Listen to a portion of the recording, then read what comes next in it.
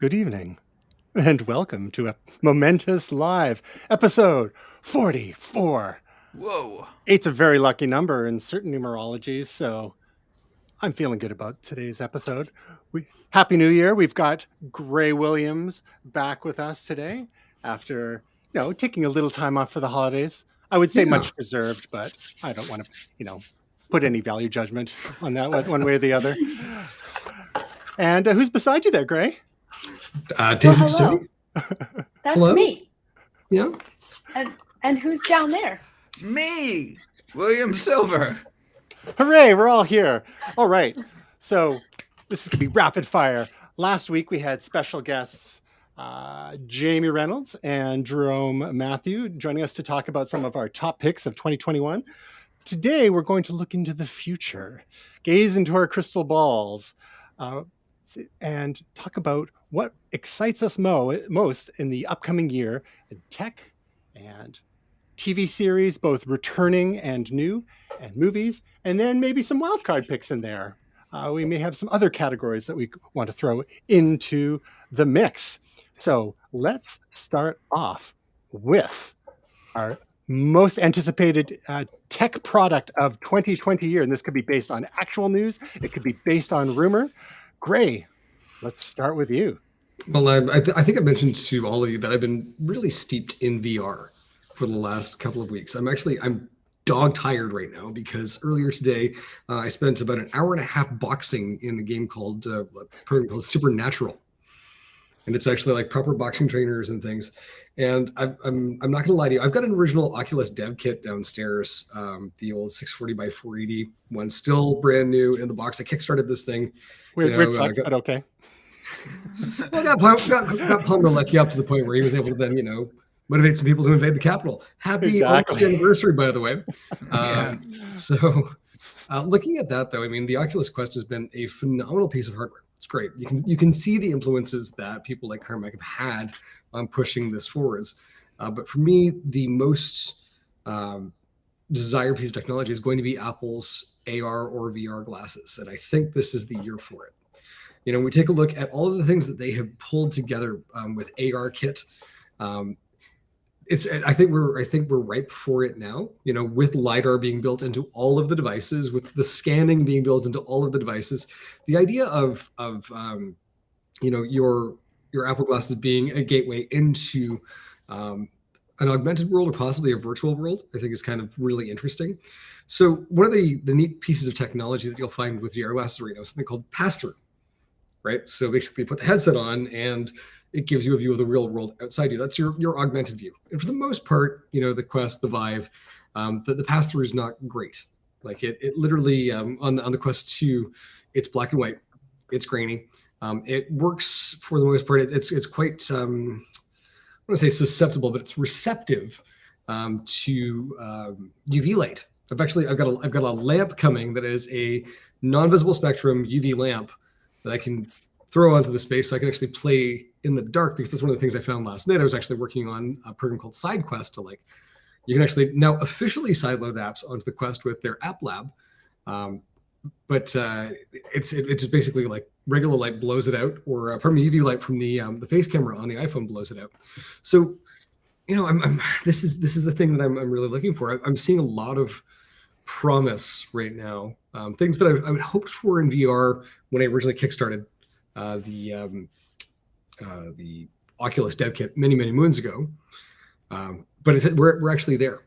And the standalone nature, I think, of the Quest 2 is actually something that's really got me interested, because looking at what Apple's doing with their A series and M series processors, Carmack famously was saying, like, if we could cool this thing, we could push it a whole lot harder. And if there's a computer chip out there right now that runs, fast, power efficient, and cool, it's Apple's stuff. So this is the one I think that it's going to take the experience I've had over the last couple of weeks and really blow it up over the course of the next year, hopefully. Yeah, they've really been putting the pieces in place over a number of years, like you mentioned with the LiDAR capabilities in the iPhones, and really setting the stage for developers to start experimenting with potential VR and AR capabilities in anticipation of said glasses. Now, Gray, for your anticipation / prediction, do you think we're actually going to see a consumer product this year, or do you think we're going to maybe see something at WWDC for the developers to start working on for a potential retail release in 2023? You know, I think it's probably going to be a dev product, but the hopeful me says that we've actually had all of the dev products already. You know, we've got the iPad, we've got the iPhone, we've got Xcode, we've got all the pieces here that developers have needed to put AR and VR experiences in place. They've been training developers for the last 4 years to do this. You know, it's kind of funny. Tasia, I actually watched one of your YouTube videos on YouTube VR. Massive 300-inch screen hanging 4 or 5 feet away from me. That's a lot of Tasia. There's a lot of Tasia. You know, it was so. It's going to be interesting to see.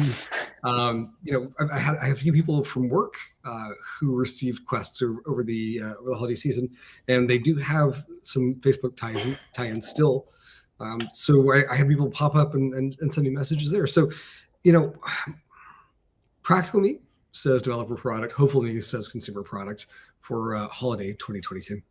Well, by some of the mock-ups that we've seen online, including the one just in front of you, it looks like Apple might be repurposing some of their unpopular Apple Watch straps for you know, for their headsets there. That's the headband from the AirPods Max. Perfect. That, if you look at it, like if you tilt that sideways, Yeah, that's the head. Yeah, we just need some mesh, but looks like we've got some fluoroelastomer going on there too. yeah. Good stuff. Tasia, what are you most excited for tech-wise for 2022? Well, mine's nothing exciting, as it is not a specific brand, but it is a need. So one of my outdoor security cameras broke, and I need to replace it, but I refuse to go with the brand that I have because they do not stand by their products. Ooh, So fired. Name names. Shots fired. Yeah. yeah, looking at you, Arlo. Okay. Oh, Bad dog. So, so I'm thinking, I mean, really, there's only a few choices. So I might go like the Google Nest outdoor cam, but I really don't know yet. And it's not like there's specific new models for 2022. So I just don't know, because then I have to replace both, you know, so I'm not paying for 2 different services because one of my cameras is still working. That's what I was wondering.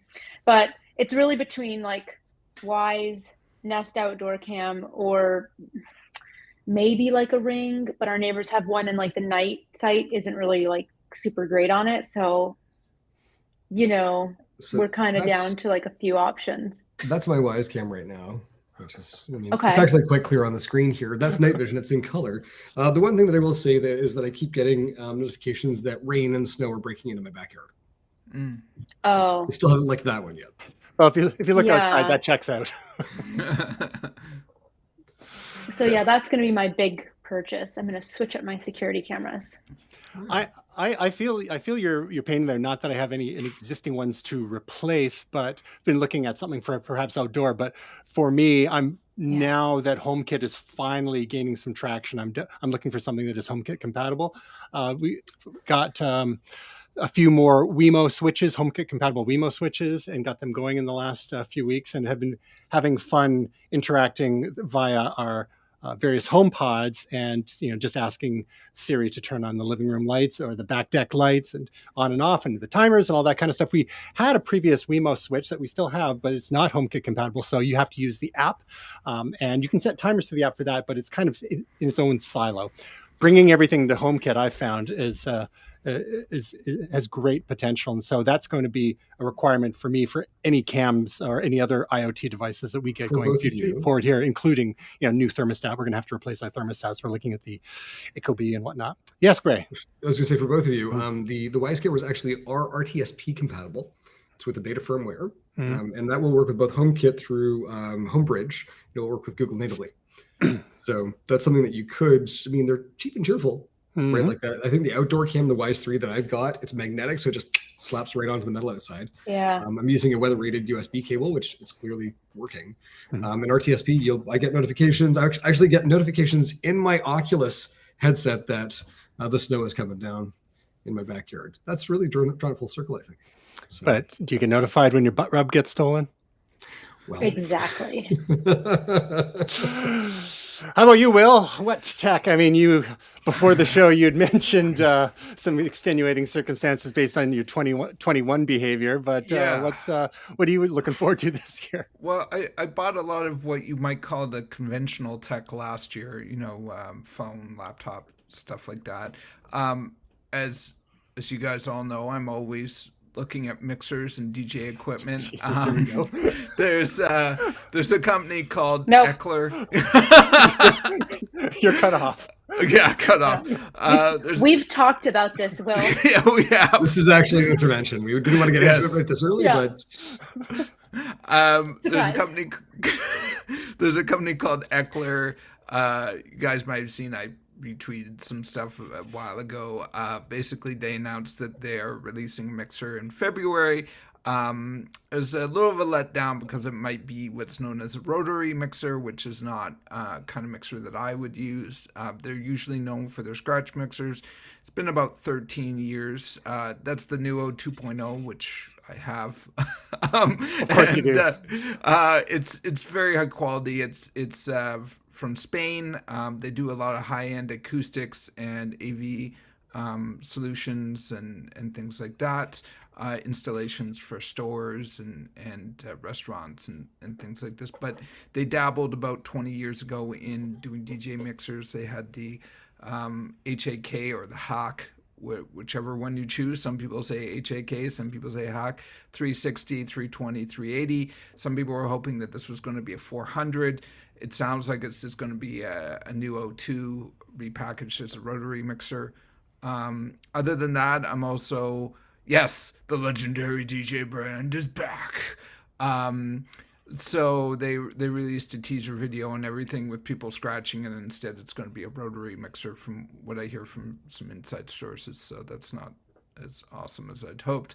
The other thing is, scratch circles, scratch DJs have been slow to adopt DJ controllers. There's been some tiptoes into this market, particularly the Rain 1, sort of the Rain 12, which is basically a digital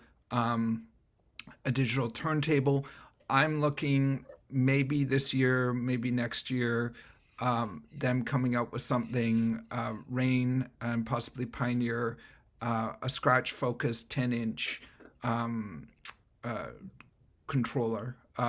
You can't get 12 because that would just be massive. Two of those things next to each other with a mixer in the middle would not be portable at all. So those things are quite large. You need a double decker, so Exactly. Save space. So I think that's where that's going.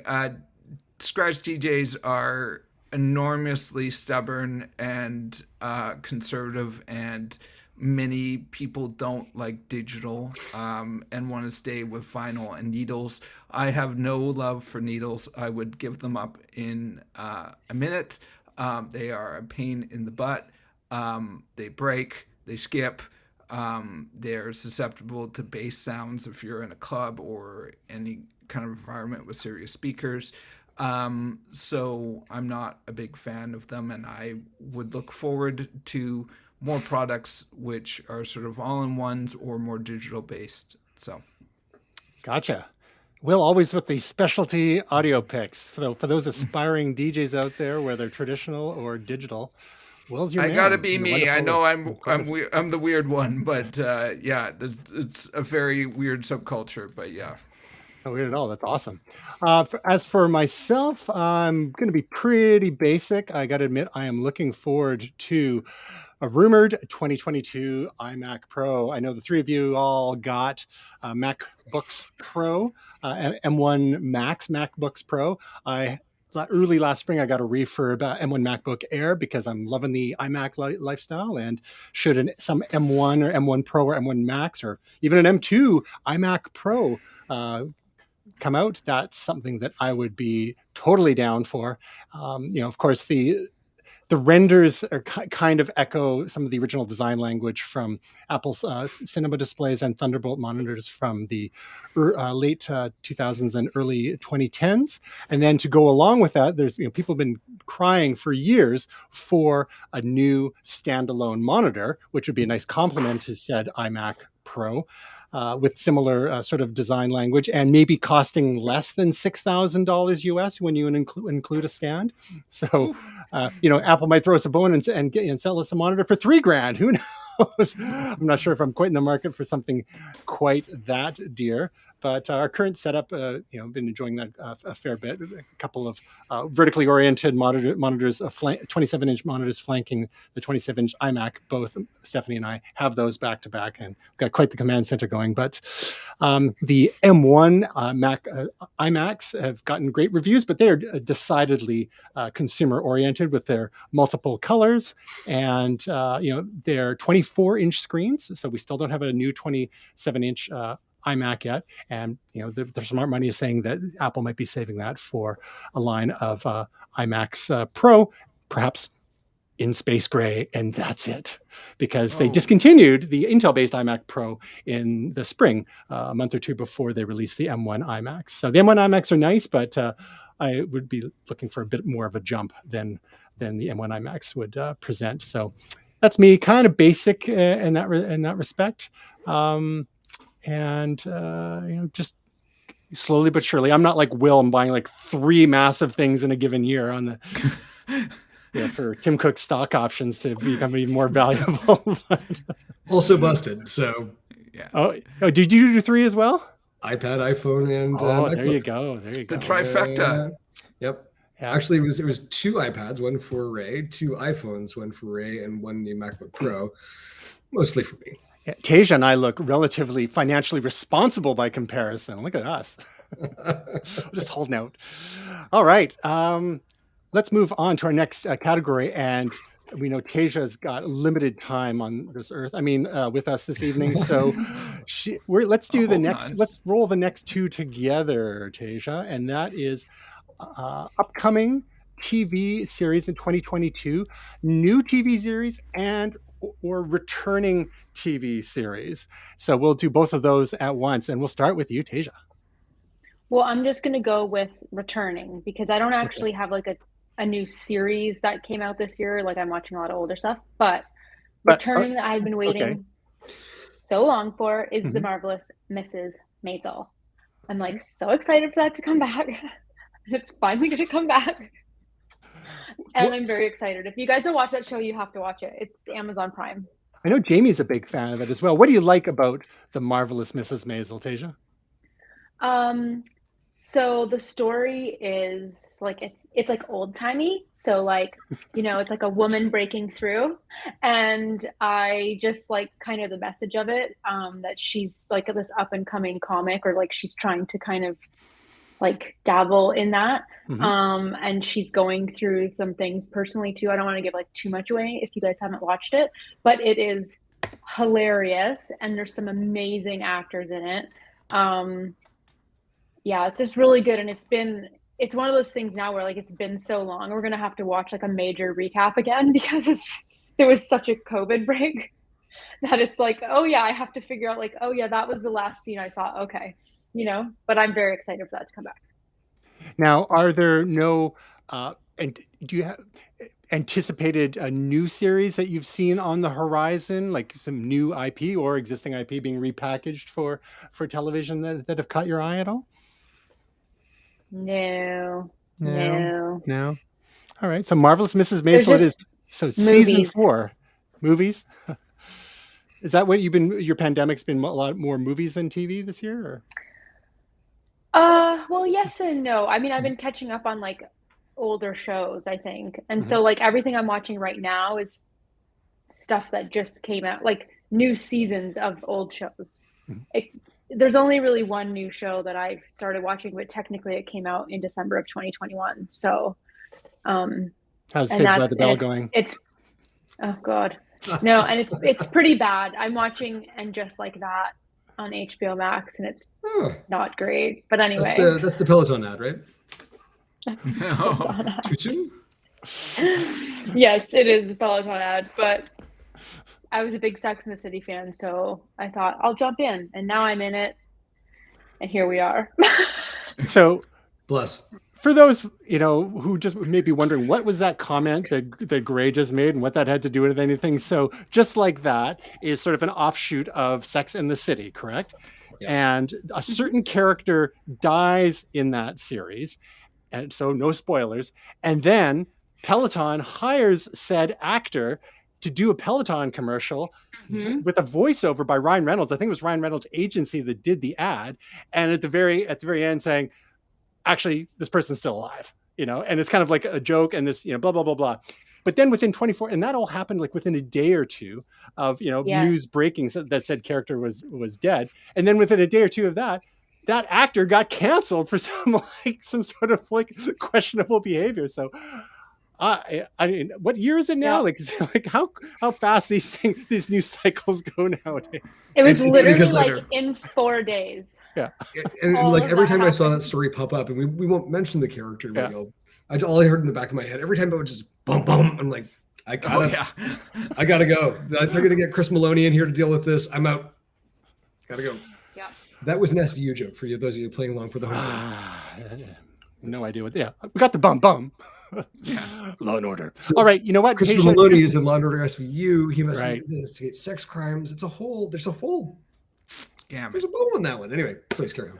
Before we move on to Will, let's Tasha, just in case we run out of time, let's get your anticipated movie pick for 2022 as well.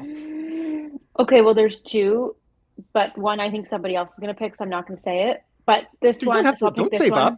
You got use your privilege. Just and blow go. it. But this one is technically also one that came out right at the end of 2021, so I don't know. Oh. Don't shoot me. Oh, so is it Oscar But- bait? No. But it's the Super Bob Einstein movie. So I don't know if you guys ever, it's on HBO Max. It just came out. It's called the Super Bob Einstein movie. And maybe this falls into like a documentary category instead, but it's not really. It's like a tribute. I don't know if you guys ever used to watch Super Dave Osborne. Oh yeah. Yeah. You ever watch that funny, hilarious show? So Yeah. I grew up on that show, like watching with my dad. So Bob Einstein was the actor that played Super Dave Osborne. Right. And he also had like a recurring character in Curb Your Enthusiasm and like a bunch of different shows. And they've come out with this movie. Like I literally think it was like probably the last day of 2021 or whatever it came out. But like, I really want to watch it because it's supposed to be a tribute to him. And there's like a bunch of celebrities in there that talk about him and his acting. And like, I think they're regaling stories of time with him or whatever. But I'm just really interested in it, and then because I just like always watch that with my dad. And I thought he was so funny. Yeah. And he So that's goes way back too. I think he was on a Oh, Canadian yeah. sketch comedy show called Bizarre back in the 80s. I think that I was think on he wrote on the CTV. Smothers Brothers. Oh, that yeah. And his acting, did. he's He always did. so deadpan, which is amazing. Like on Curb Your Enthusiasm, and even like in interview appearances when he was on like Norm Yes. Macdonald's video podcast a number of years ago, and in talk shows he would go on. He was just like so deadpan. It was amazing. I remember when I first started watching like Super Dave Osborne with my dad, and I was like so young, and I asked him like, "Is this real? Like, is this a real man?" Because he was so. Like when he would do the interview portion, my dad was like, "No, honey, like he's playing a character." Like it's just so funny. So yeah, I just love him. So like I'm very excited to see that. So maybe this weekend I'll finally watch it. Good pick. And And you then know I'll what? let you guys know. And while we're at it, do you have a wild card pick for us? Whether a book or a game or some other crazy thing you've heard about that might be coming up in the next year or so. Well, okay, it's in the other room, but Google Team Pixel just sent me a bunch of tarot cards.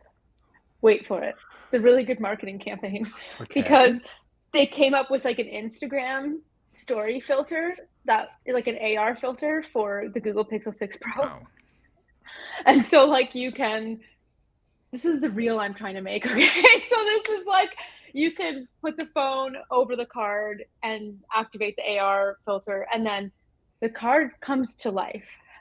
I don't know what it means because I don't understand. Sony has something like this called Eye of the Beholder on the PlayStation 2, from what I recall. It's really bizarre. Now, But anyway, that's kind of fun. Do you use this to tell the fortune of the Google product that they're about to cancel? We're still bitter about Google you Reader. will live this year. The Six of Cups. Maybe not. What about I've literally pulled all cups cards first, and then it comes with this little packet, and I had to like read what they meant. And one was like, "You are home," and I'm like, "Well, no shit, Sherlock." No. Use the GPS on the phone to let them know. I was like, okay, great. But so then it's kind of fun. So I'm going to play around with it a bit. And I don't believe in that stuff at all, but I just thought it was fun. Also came with like a candle and like a big ass sage stick. So I'm not really sure what I'm supposed to do.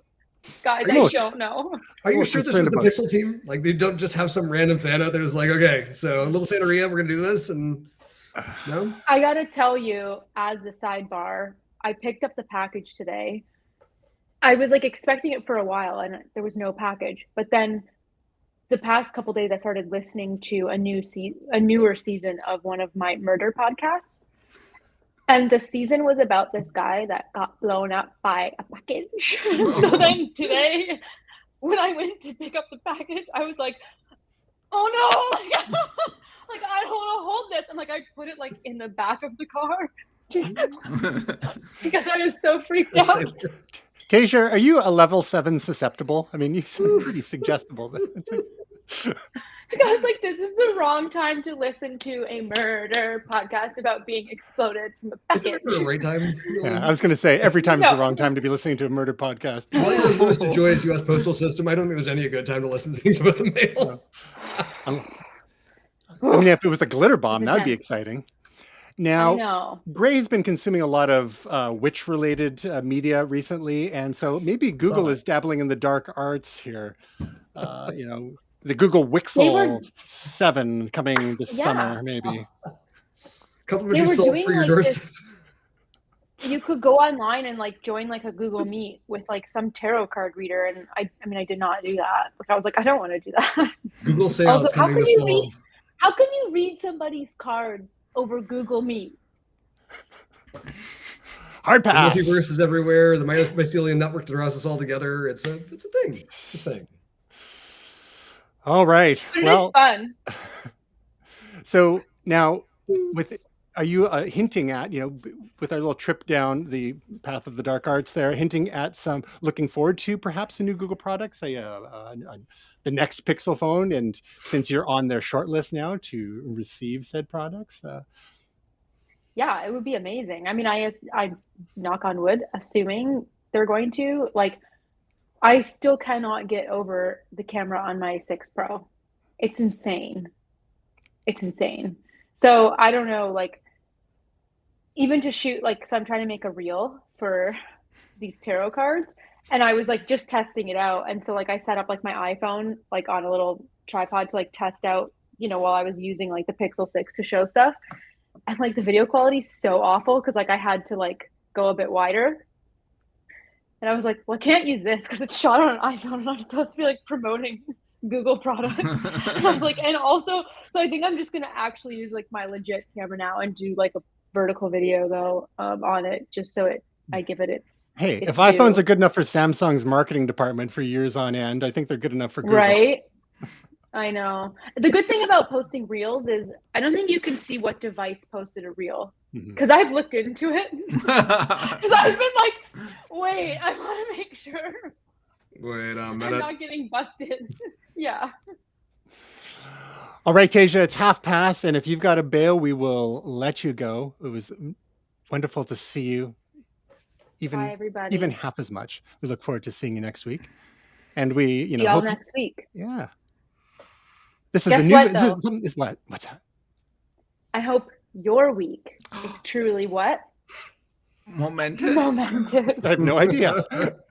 Well done. A halftime break. Look at that. We're like so many new innovations from Momentous Live this year. Bye, guys. See you, Tasia.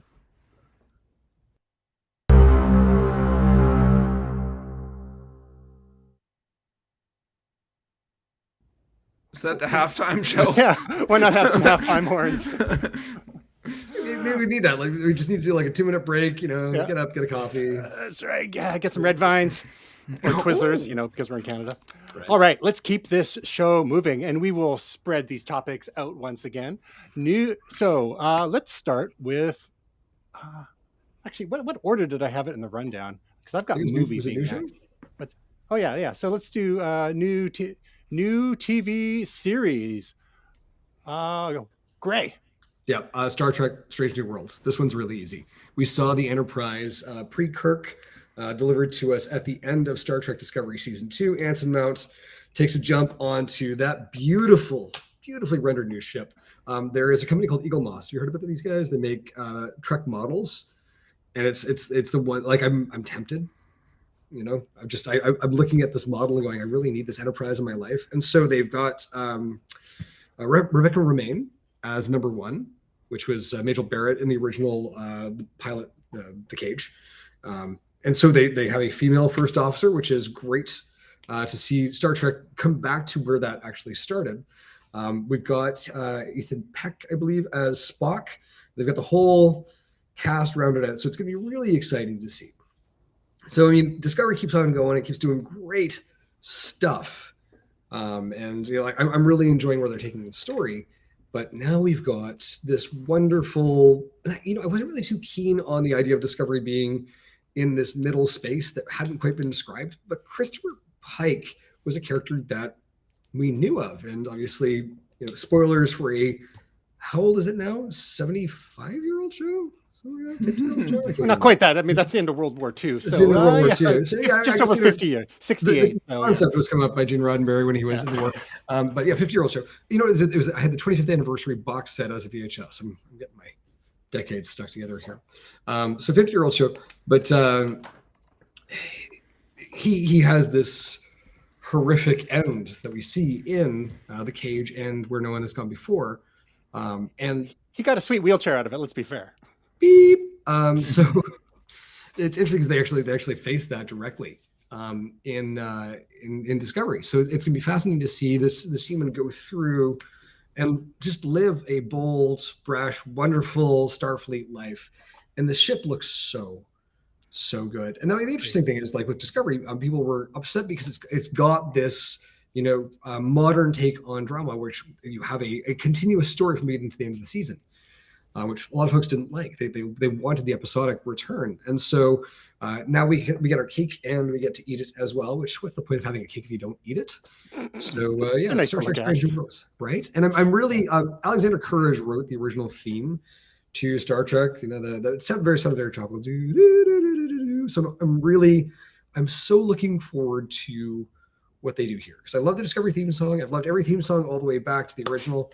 The first time you heard those orchestral, just the hits of Next Generation, because we heard something similar in the motion picture, that dun, dun, dun, dun, dun, dun, dun, dun, dun, dun, dun. Like it was pomp and it was militaristic and it was wonderful. And they've got into this like introspective sort of thing with Discovery, which is very much in line with the show and very much in line with where we are as a society right now. So going back to something I think that maybe has a little bit more adventure, a little bit more whimsy, I could really use that right now.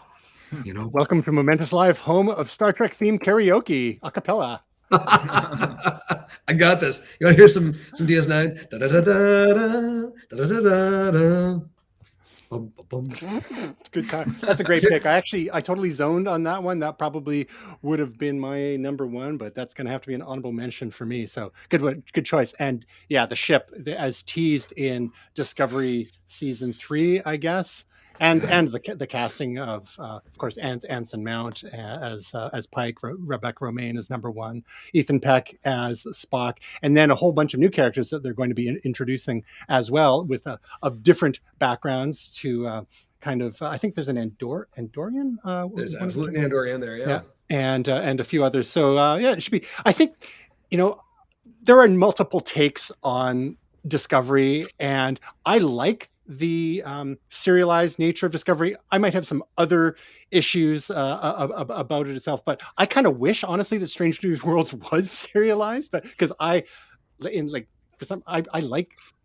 basically like long movies. So the episodic stuff, it's kind of like, it's like the Monster of the Week. Like you see those Monster of the Week episodes in X-Files versus the conspiracy episodes of the X-Files. So we'll see how it goes. Hopefully, there's some thread that connects the episodes. And that's it. I think they had that DS9 micro serialization, right, with 2, 3, 4 episode arcs leading to pushing, because DS9 pushed the story forwards over the course of its 7 years.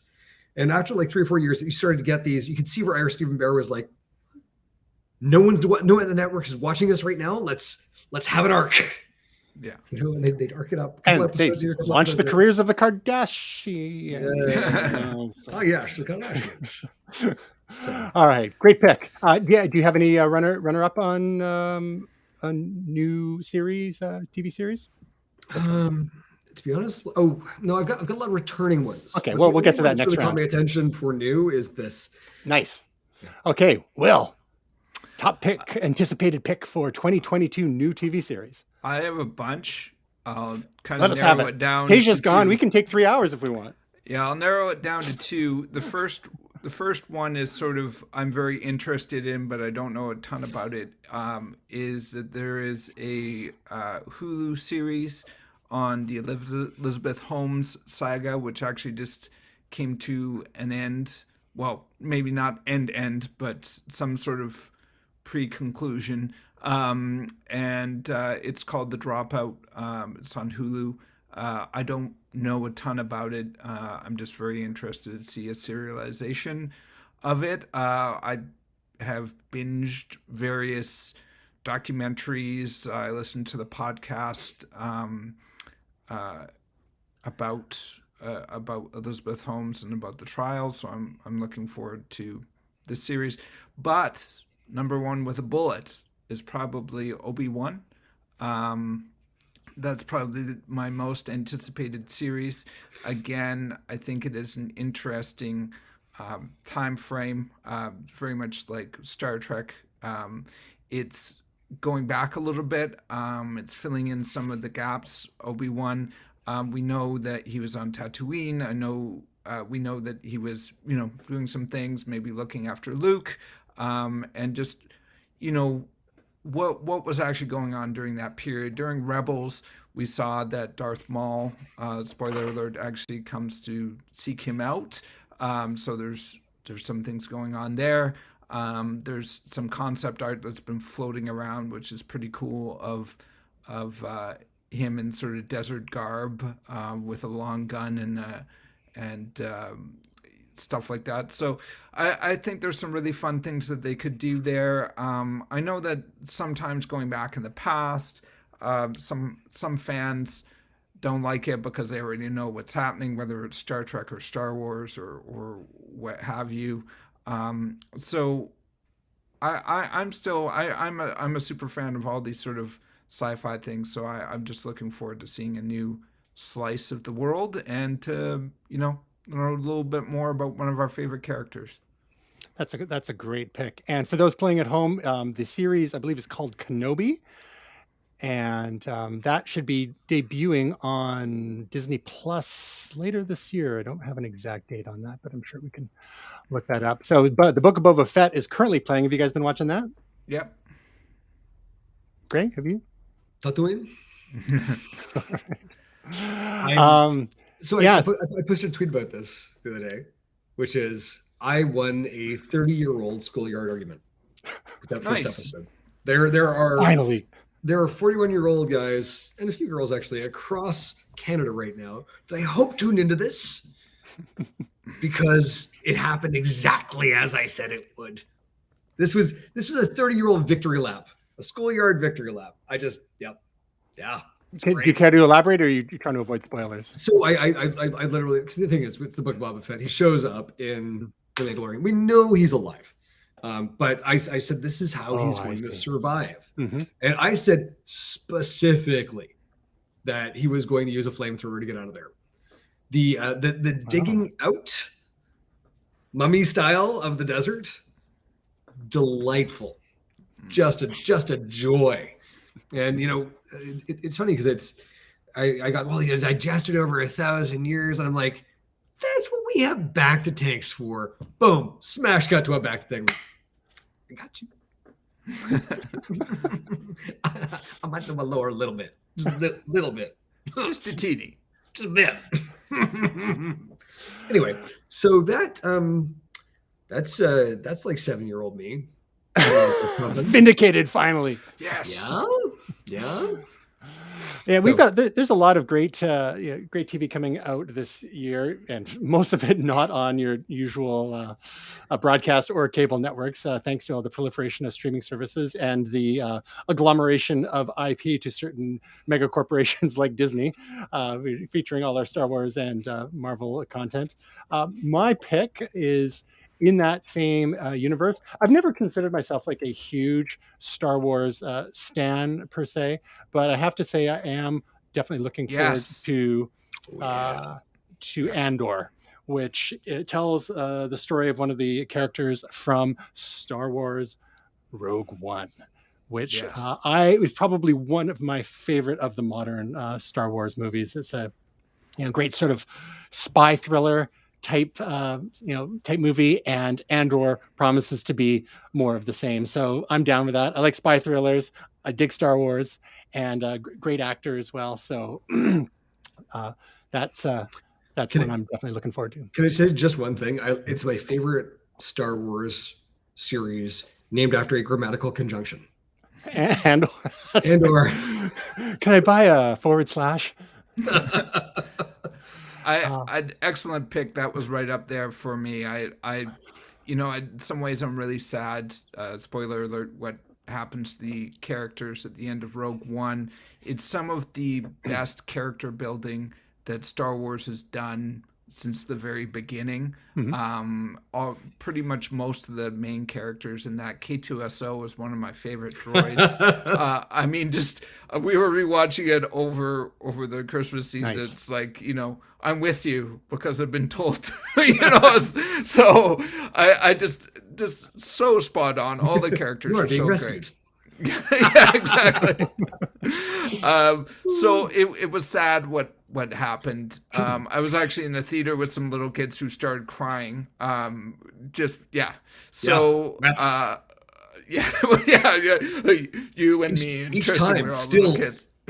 Yeah. So I'm glad it's coming back, basically. Can we say that was a triumph though in filmmaking and Oh. not getting into merchandising? Yeah. And the last scene alone, Yes. just like if you weren't sure if Vader was a badass, that last scene basically. I've heard so many people nitpick that, and it's just like, man, that was awesome. I don't care. Yeah. Well, and that's honestly that's the difference between the fans that I want to hang out with and the fans that I don't.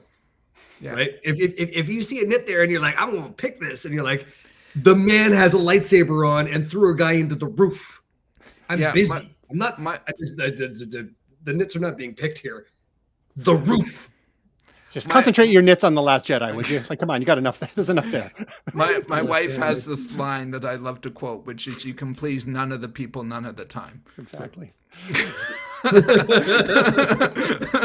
So Andor, starring Diego Luna, looks very promising. The only thing that is a problem with a lot of prequels, and it's a problem with this, and it's a problem with Kenobi, is some of the drama gets sucked out of the room just a bit because you kind of know how it ends at the end for those characters. That's what I said. Yeah. So you just got to go for the ride and just enjoy it. Enjoy the art, the filmmaking, the other characters, the friends we make along the way. Yeah. But so Discovery actually had this problem though, right? Because we knew when Pike came on the scene, we know what happens to him. So the stakes for him are low because he can't die. Not here, not now. But what they ended up doing though is separating out the risk so that they're the other people that you see on screen. And so the question I'm interested in with Kenobi and with Andor is, who else are we going to meet for whom the stakes will be high and in some cases will be paid?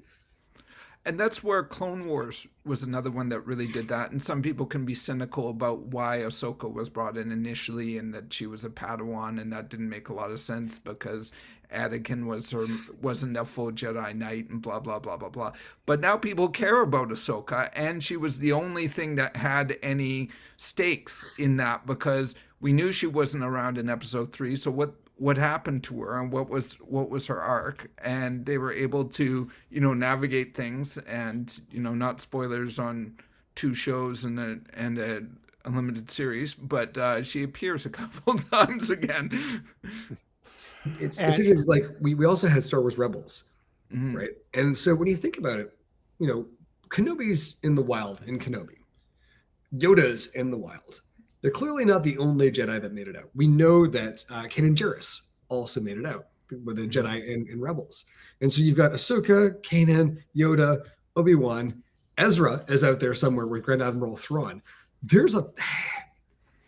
It's as much as it felt like The Last Jedi and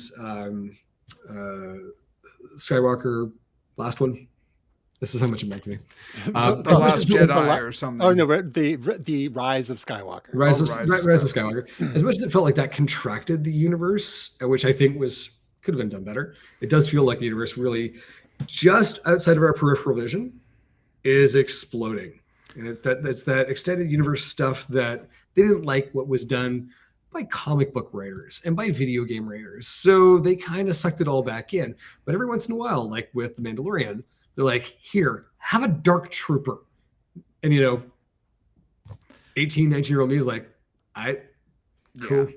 So they're finding the little places to put those acupuncture needles in to get us back to the stuff that we liked. And that was the thing, going back to and/or was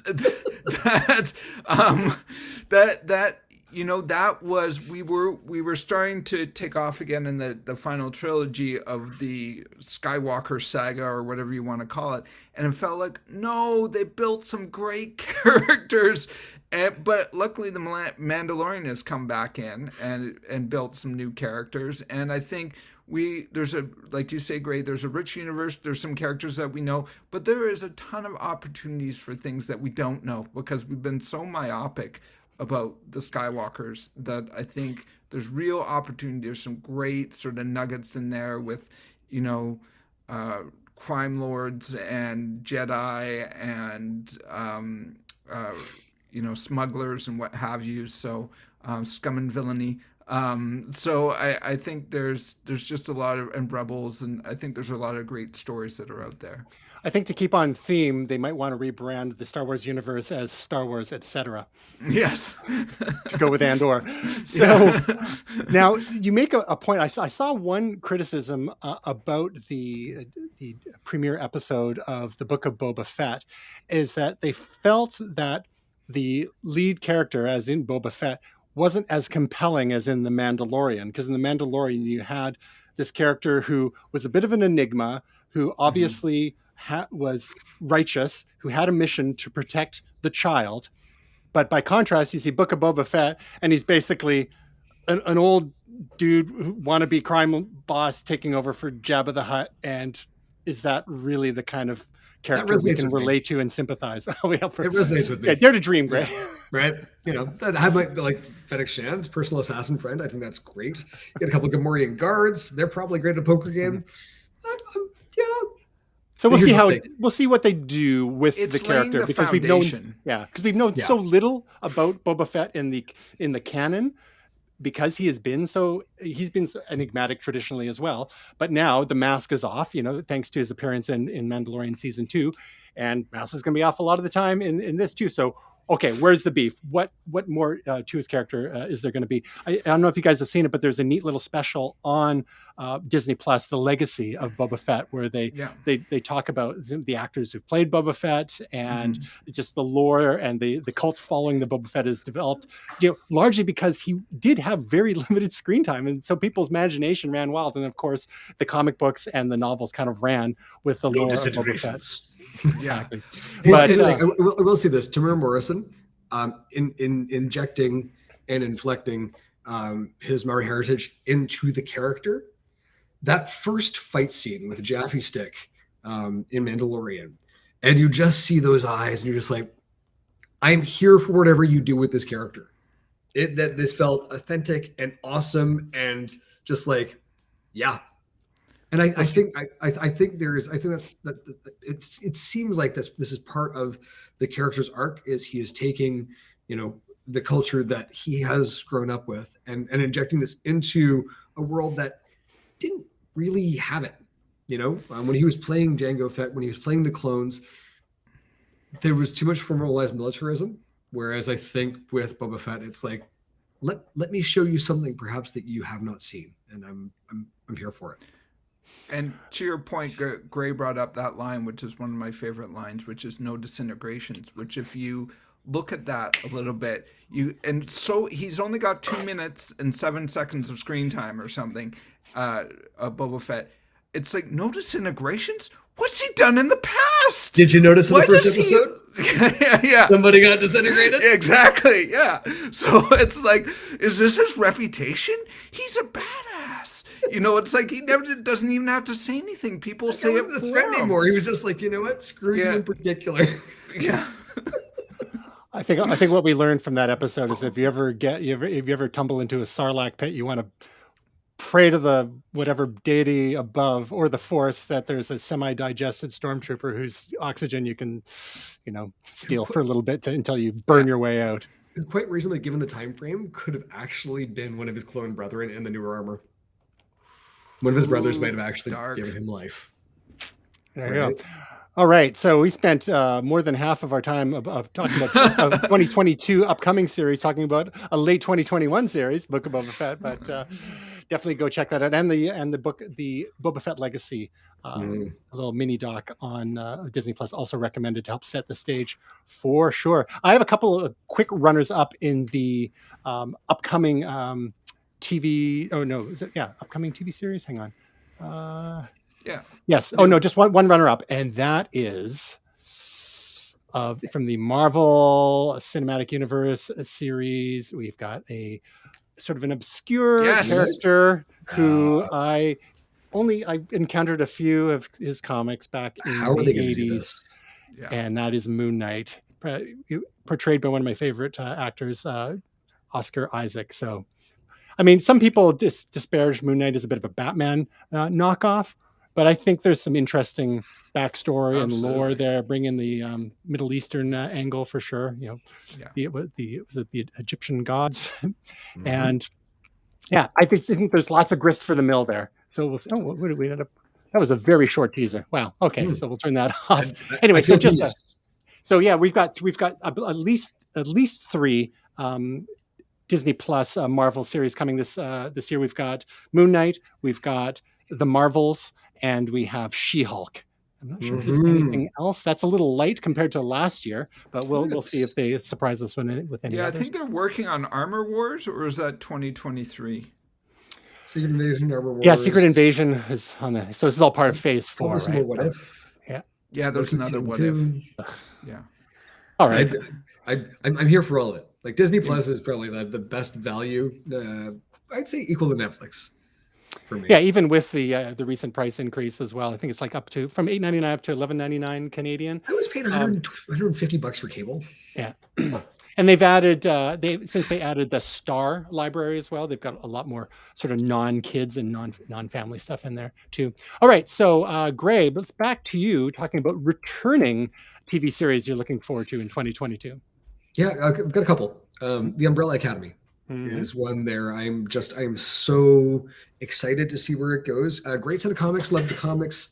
They have gone in a very different direction than the comics did. Colm Feore, famous Canadian actor, Bon Cop, Bad Cop, is in it, and where they left the second season, pardon me.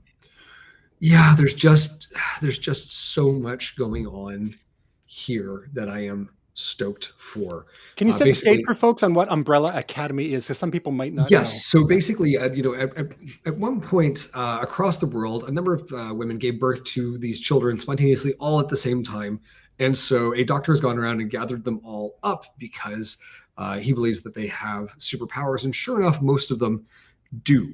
And so he's decided to create a private school / superhero team in the vein of Professor Xavier, a little like the X-Men. And they fail. It is sort of like Doom Patrol, like a little bit, yeah. And it's just like they're just unfortunately like personal interactions and just a ton of dealing with emotional issues and essentially emotional abuse. As they're basically wrought into a superhero team. One of them is dead. One of them can speak to ghosts. One of them is basically a Superman who has had a bit of a genetic issue happen to him where he's almost shaped like a gorilla. It is a fantastic series. There is time travel that happens in the second season. The first season leads up to this phenomenal, apocalyptic finish, which I can't even spoil it for you because it is just so bizarrely off the hook and insane, and it's a delight. So, what would you liken it to for those who may be curious, but are trying to prioritize the myriad series we've got, coming at us from all directions? It's basically like if you took the Avengers of Marvel and took the Avengers TV show. They did a movie with Uma Thurman and I can't remember the other fellow, and kind of slapped them together. It's this bizarre pastiche of time period stuff and action comedy that so there's some humor to it. It's hilarious and it's violent. And it's touching and it's horrifying and saddening, and there's just so much good going on here. Better or worse than Doom Patrol? Because Doom Patrol was pretty mixed. I was excited about it to start, and then I found it kind of I lost. I would argue. Went on. Yeah.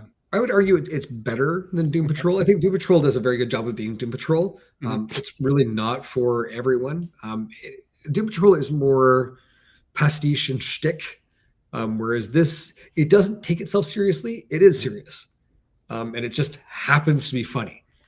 Whereas I think Doom Patrol, they play for jokes. They play for drama here, and the characters and the situations inherently have humor about them. So they can be funny without having to try. Good stuff.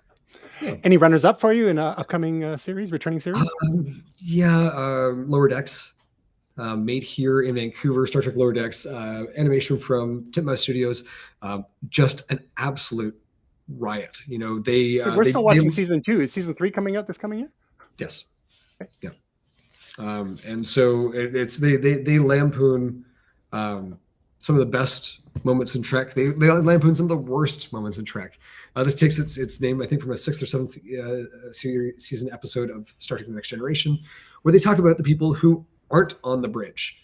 When you are warping into a dangerous situation with time travel or parasites or whatever else, finger snapping gods all the time. And so, yeah, it's delightful and wonderful. And some people absolutely loathe it, and that's not my Trek. And good for y'all. It's not, but it is my Trek. Yeah, and that's the thing about Trek is that people seem to be pretty precious about it because there's like the canonical Trek style, very episodic. Every story has like almost like a moral to it, and when they start to experiment with different styles, be it like in this case an animated comedy, or Picard, which is more drama, or Discovery, which is more action oriented with a heavy dose of feelings this season, and people they just don't like it, and it's almost like a visceral response. And honestly, I think some of them are more successful than others, but it's worth giving them a fair shake because the people who are creating these shows are fans of the material. There's obvious love for the material there, and there's and in Lower Decks, a lot of it is references and see what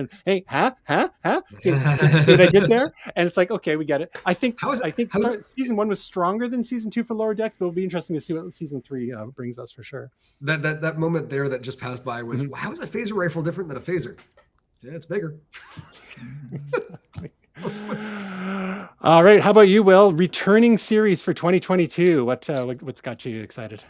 Well, I do like Star Trek Lower Decks, just as an aside. Just another vote for that. Yeah. That's the Trek I probably like the most recently. I've really enjoyed it.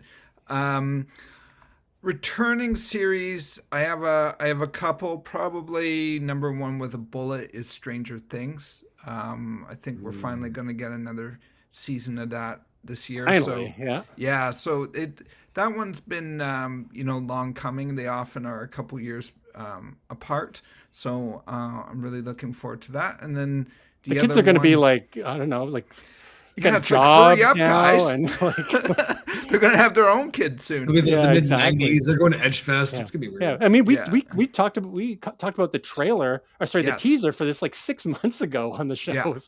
Yeah. So it's coming out like mid 2022, I believe. Yeah. But And you're this was stoked for that one. 2021, Say again. right? It was supposed to be mid 2021. It was supposed to come out in July of 2021, Oh, and it's been pushed back. and pushed thanks, back and COVID. pushed back, Yeah. right? And then the other one that I'm really looking forward to, and it seems to be the theme of the show, is the Mandalorian. So that's probably coming. I believe it's coming out next December or this December 2022. So I'm looking forward to that. They're really going to make us wait for that, aren't they? Oh yeah. Yeah, so because they're giving us, Book of Boba Fett right now. We had, the Mandalorian season 1 and season 2 that were spread a year apart, and that's what got us. Season 2 of the Mandalorian is what got us hooked into Disney Plus, because we saw the upcoming Marvel release schedules. But I was like, okay, the first Mandalorian season we just watched on a free trial, and then when season 2 came around, it's like, okay, there's enough on Disney Plus now to keep us going there. So yeah, Mandalorian season 3. We call it the Mandatorian in my house. So well, there's quite the bombshell, finale for season 2. So it'll be interesting to see where they take it now. And I think I'm not alone. And when we saw a certain X-wing fighter starts, come into proximity of where Mando and Grogu were, and it's like, ooh, who's in that? Oh, I knew. Yeah. Oh yeah. Exactly. I was up on the back of my couch going, Yeah. it had to be. Yeah. That was. I would definitely Sebastian stand for this show if they kept that character coming back. So good pick, Mandalorian season 2. But that's like so you are Mr. Marshmallow Test, just like the delayed gratification. Nice. Yeah. Oh, that reminds me. Ghostbusters Afterlife's out for rental today. Ooh. Speaking of marshmallows, nice. Yeah, I haven't seen it yet. I'm gonna check it out. I just couldn't do it. I've got a couple. One that I think is probably aside. I agree wholeheartedly with much of what you guys have been saying, especially as regards to Strange New Worlds. But I was surprised and delighted to learn that Atlanta is coming back for a 3rd season. That is a series on FX starring Donald Glover. At least the first couple seasons were, and a fantastic supporting cast. Really interesting, slices of life that as middle-aged white dudes, you might not, encounter, but some really creative storytelling. There's one whole episode that featured Donald Glover in quasi Michael Jackson-esque face. Like, it was a very strange, kind of almost gothic thriller. Really, really neat show. And if you haven't seen it, if you're a fan of Donald Glover at all, definitely recommend going and checking out seasons 1 and 2 because of some of the themes they explore. Some of which, are maybe somewhat predictable, but some of which are sort of unexpected. And apparently season 3 goes even other places you wouldn't be expecting at all, quite literally. So that's probably my number 1 pick there. And then second to that is, and we talked about this, Jamie brought this one up last week as a favorite of 2021. It was actually came out originally late 2020 in the States, but early 2021 in Canada. And it was Ridley Scott was behind this, Raised by Wolves. So Raised by Wolves season 2 will be upon us this year. And I believe it was on AMC in Canada. If not it was definitely available on Crave. Really interested in learning more about this universe that they've created there. Really explores some themes there about science and belief and zealotry and all sorts of stuff. And just really, it's very dark, like literally, and somewhat thematically as well. But a lot of the scenes are quite dark or quite bleak. And some people don't like movies with, like Stephanie, my wife, didn't want to see Mad Max Fury Road because she said too much desert. There's a lot of like similar kind of geography in Raised by Wolves as well too. But some neat acting, some neat ideas. Definitely worth checking out if you're into some hard sci-fi. So, moving on to upcoming movies of the year that we might be most excited. And back to you, Gray. So here's the thing. I've got like answers of things that I actually want to see. Uh-huh. But I'm just going to preface it with I'm just killing for something that is not a superhero sequel or a sequel to something that I loved in the 80s. Mm-hmm. Just, Fair enough. Top Gun Maverick. Yes, I'm going to watch it. Doctor Strange Madness in the Multiverse. Yes, I'm going to watch it. Mm-hmm. The Batman. Yes, I'm going to watch it. But it's just like highway to the repetitive zone at this point. Like I'm sure they're going to be great. Says the guy about to go and rank Ghostbusters, but still. Well, of those, Top Gun Maverick, at least we haven't seen anything in that universe for 30, 35 years, right? So I will give you one, and it's one that I was shocked that it's coming from this director, The Norseman. Okay. Robert Eggers. Okay. The guy who directed The Lighthouse and The Witch. Yes. And like fond of these like heady, incredibly well shot, dramatically driven films. And when you watch the trailer, The Northman. Okay. The Northman. Not the Northman, the TV show. The Northman. Yeah. And looking at this, it's like Bjork's in it, which is great, but like Alexander Skarsgård's in there too. Yeah, because I think anytime you do anything that has to do with anywhere in Scandinavia as a region, you have to hire Skarsgård. One of the Skarsgårds and/or Sarsgaards. Yes, yeah, it's just a guard contract. So, but they're making an action movie, and it looks sublime. Now, is this new IP or is this existing IP that I'm just? Well, this is actually a Norse legend, but this is new IP. Oh. Yeah, you gotta give it to the. So it's public domain. Let's put it. Yes. Yeah. This is not based on a comic book. This is not based on a television show. This is not based on a novel by Michael Crichton or Tom Clancy. This is 1,500-year-old public domain. That's yes, which I believe is just outside of where Walt Disney wants it. So exactly, it's like don't touch our mouse. Yes, Alexander Skarsgård is in The Stand, which we're still getting through the TV adaptation of the very long Stephen King novel from the late 70s and updated in the early 90s. And he plays the Dark Man in The Stand, and he's quite compelling in that.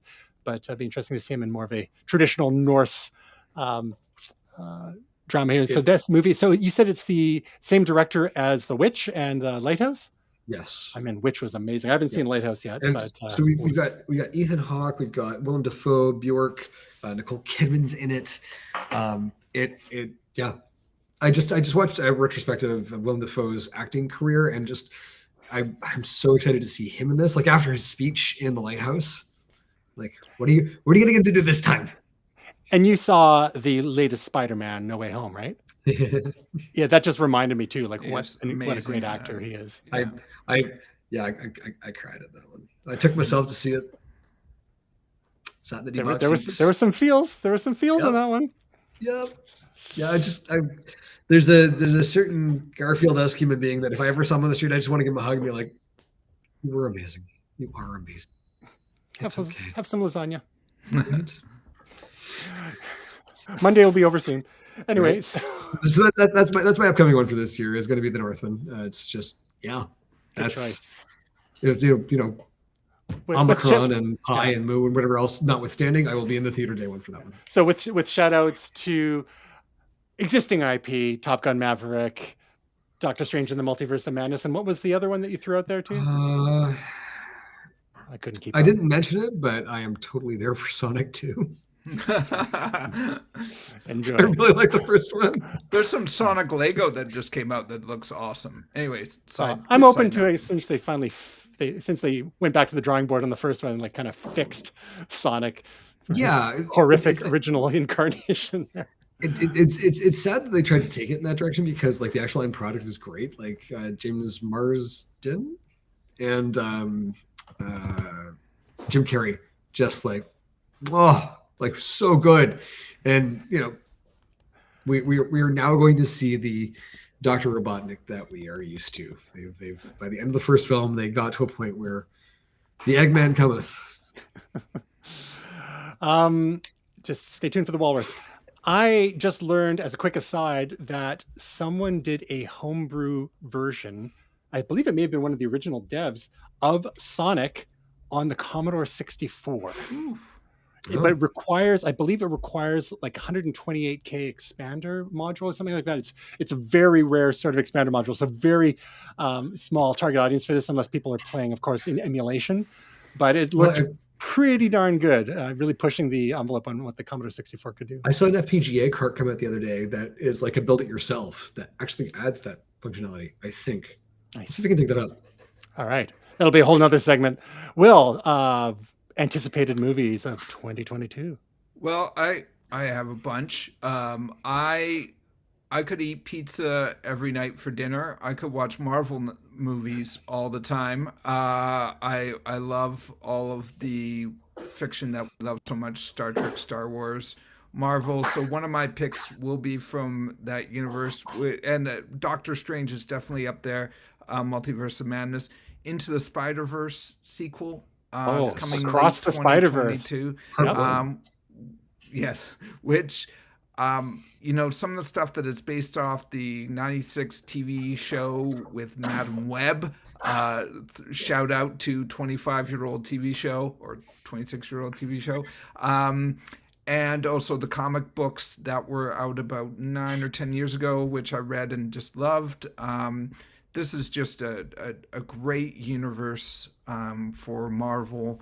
Many people feel that the first movie was maybe one of the best Spider-Man movies, animated or not animated. So I'm hugely looking forward to that.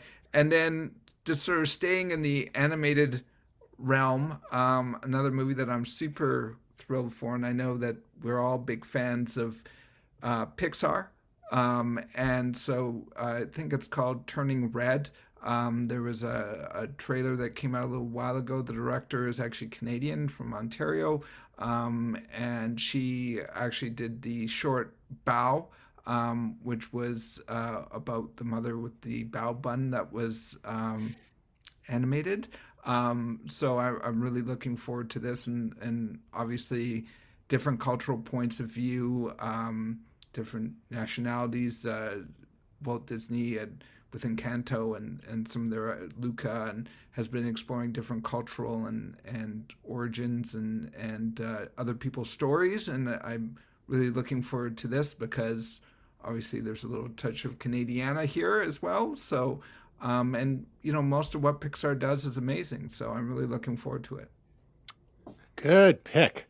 Yeah, to be honest, I haven't seen a Pixar movie in quite a while. Just kind of missed the last few. Used to always see them in the theaters, and then COVID happened, so still haven't gotten around to seeing Soul. But it's probably on Disney Plus. So Soul is great. Soul is great. Yeah.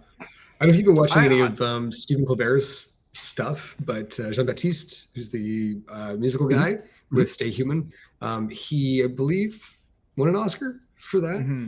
And it's just the soundtrack is phenomenal. Jamie Foxx is phenomenal. It's so. Yeah, go take some time this week. It's worth your time.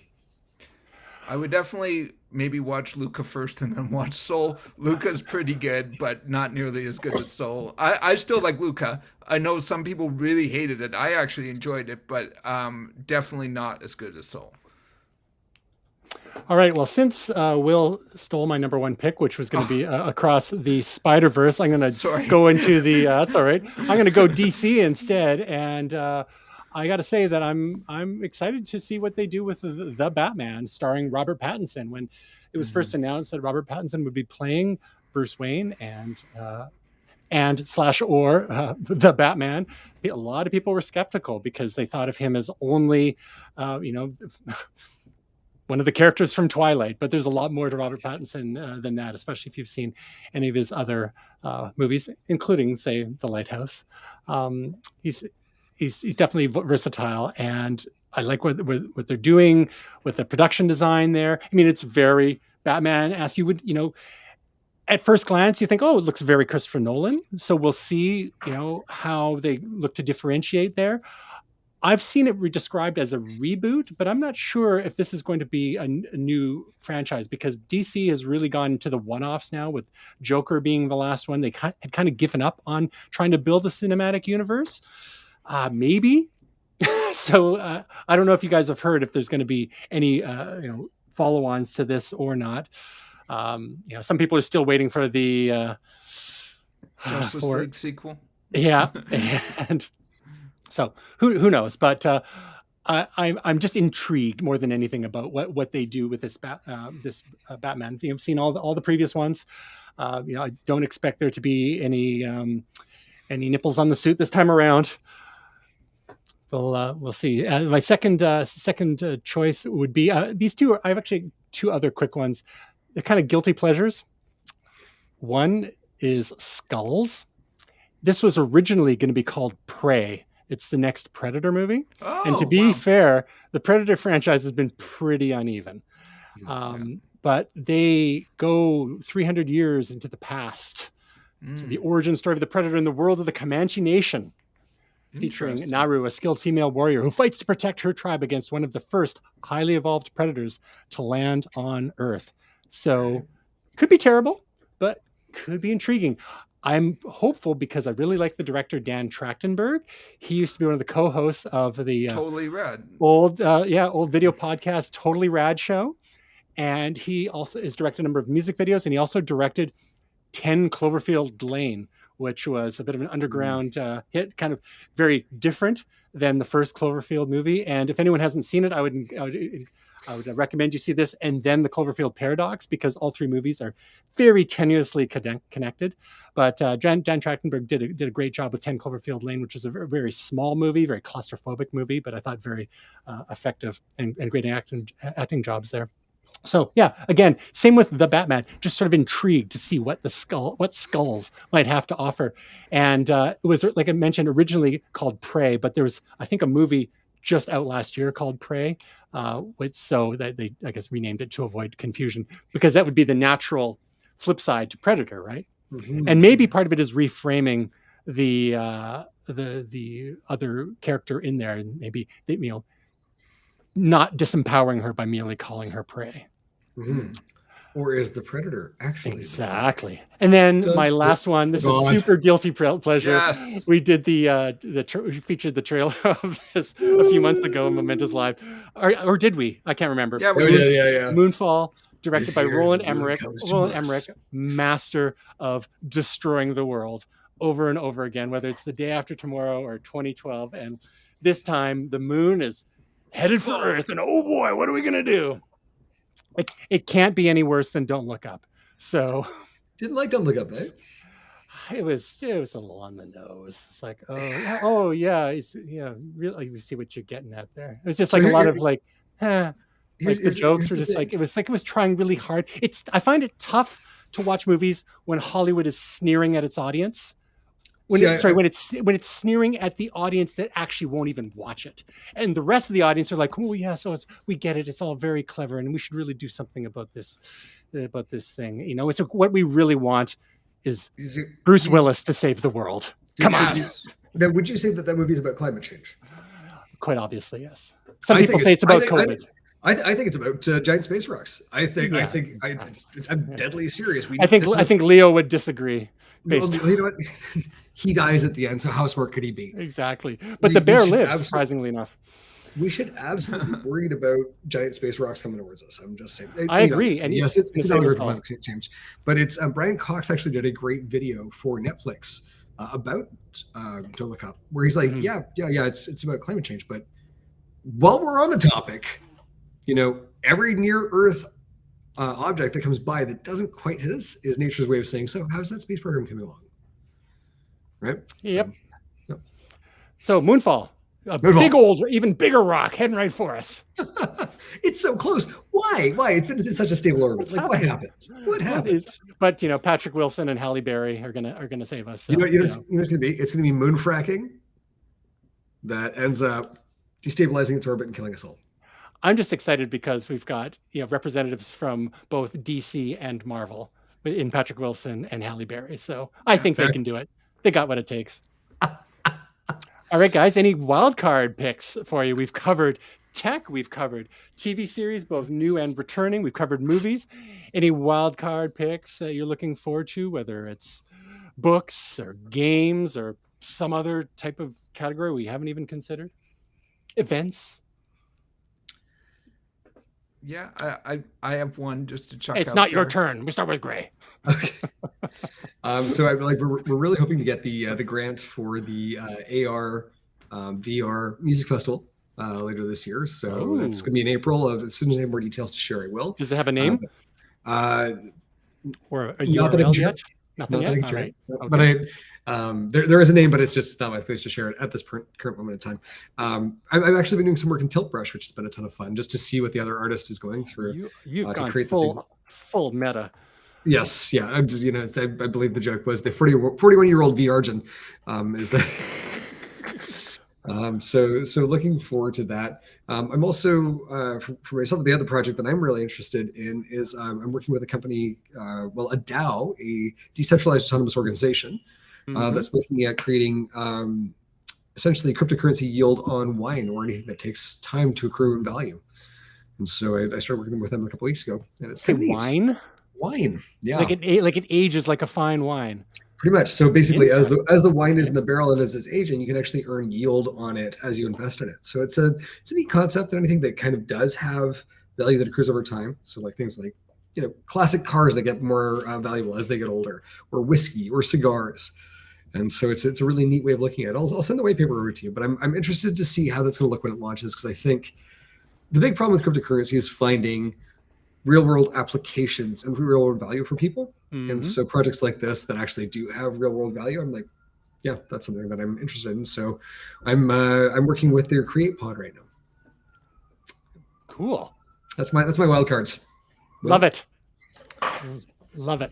All right. Well, be sure to let us know in a future episode of Momentous Live so we can share all the deets with our mums. How about you, Will? Well, not as sort of big picture as Graham, but a game that I've been waiting for a while, as it was teased a couple years back. I've lost track of all time. It's kind of a bit of a bias. I'm not sure how good it's actually going to be, but Stray, which is a cat that is in a world only populated by robots. It seems to be the only organic organism, and you have to navigate it back to its family, or where it thinks its family is. The trailer was very cool. It's basically walking through this cyberpunk post-apocalyptic Tokyo-looking city only populated by robots, and the only organic is a ginger cat. Wait, what's it called again? Stray. Stray, okay. When's it coming? I believe it's coming end of this year. The studio was one that I'm not super familiar with, so it is a bit of a wild card. It's more that I'm in love with the concept than I know if it's any good or not. So, and like you said earlier, Gray, something with a unique idea, especially in games that's not just a sequel or a retread, is definitely interesting. So I'm looking forward to this, but we'll see if it's any good at the end of it. Yeah. But I was all in on the concept, and definitely, the teaser trailer was pretty good when it was first released. Is great. But yeah, it's very interesting. There's a lot of questions there, like why are there no people? Why is this the only thing that's around? Is it stuck, Tristan? Oh, maybe. Oh, there we go. Yeah. So yeah, it ties into all sort of various things that I think all three of us are into, which is sci-fi and cats, cyberpunky, Blade Runner-y type of things as well. So yeah, we'll see how good it is. It's sort of supposed to be a bit of a puzzler, and I actually like a good puzzler as well. So so yeah, we'll see where it goes. Coming later this year, but we want it right meow. So what platforms is it supposed to be on, Will? I think it was originally sort of teased along with the PS5, I believe. It's definitely on Steam. Yes, it's on Steam as well. Oh, I think that might be our gateway drug into finally getting a PS5. Yep. Windows, PS4, PS5. Sweet. No, it looks great. Yeah. Good stuff. All right, great choice, Will. As for me, my wild card pick is a concert coming up. If it doesn't get canceled, April 24th, Front 242, Belgian electro group from Pandemonium. from the 80s. Lots of great stuff. Saw them a few years ago in, was it Seattle or? Yeah, it was in Seattle, but we were having so much fun catching up with a friend at the nearby Thai restaurant. We got there late and only caught 5 songs. So at least we made the whole trip. So they're coming to actually to Vancouver this time. So pretty stoked about this show. April 20th. Nice. Opening act, Reese Fulber, who was done a lot of work with the Frontline Assembly and the other one, Delirium. And he's got his own projects as well. So my Uncle David, who's a longtime photographer, he's actually known Reese Fulber since he was a kid. He's got pictures of him tagging along with Frontline Assembly and whatnot back in the 80s. So pretty cool. So great opening acts, and Front 242. Every time I've seen them, they've been amazing. Saw them back at the Commodore Ballroom in like 91 or 92 at the Rage in the mid 2000s. And what we saw in Seattle a few years ago was great. And looking forward to them to bring their Belgian electro body music to the Rickshaw in the downtown East Side. So Rickshaw is a neat venue. So we'll see if we'll be allowed to dance then yet. But that's the only thing is like all the clubs right now. No dancing, no moshing, no crowd surfing, anything like that. But some acts it's hard not to dance to. So yeah, so that is my wildcard pick. Looking forward to for 2022. Other than that, a couple of projects coming. We've got Tasia with her most recent YouTube video. She's not here to promote it, but we'll do it for her. Top iOS apps of 2021. So she looked at the Apple's App Store Best of 2020 winners and did a little rundown of that in less than 10 minutes. If only we could say the same for our own shows. And then also we finally got around to releasing another one of our videos from the BC Boat Show that Will and I shot back in September. And this one was with the Royal Canadian Marine Search and Rescue, Station 36, Sydney. So I did a little interview with Chris there and learned about how RCM SAR saves literally hundreds of people a year up and down the coast and across the country, especially on the coasts, obviously. So yeah, thanks to Will for helping get this one out the door, and look forward to more. We have a couple more from BC Boat Show, and then finally we'll get to our Vancouver Fall Home Show videos, and then hopefully we'll be going to the Vancouver Motorcycle Show later in January, unless it gets postponed or canceled, and then more goodness to come. So Momentous getting back out in the world again. Any projects? Will, you dropped some beats last week. Nothing new this week. Gray, you got anything for us? A couple things coming up soon, but nothing this week. All right. And you, Gray? Same. I'm just the stuff I mentioned earlier. All right. So we look forward to more details. As much as I can. So nice. We'll see you in the metaverse. Mm-hmm. So if you want to check out Tasia's work, you can see her at youtube.com/Tasia Custody or TasiaCustody.com. Of course, this YouTube video, you can find us. Just search my name on YouTube and look for the Momentous playlists there. Otherwise, you can find us at twitter.com/MomentousTV, Facebook.com/MomentousTV, Instagram.com/Momentous.tv. And that's it. We're back done? to a normal sort of program. Momentous Live next week, talking about, there's going to be all sorts of CES news, where CES just started yesterday, I believe. It's going to be a day short.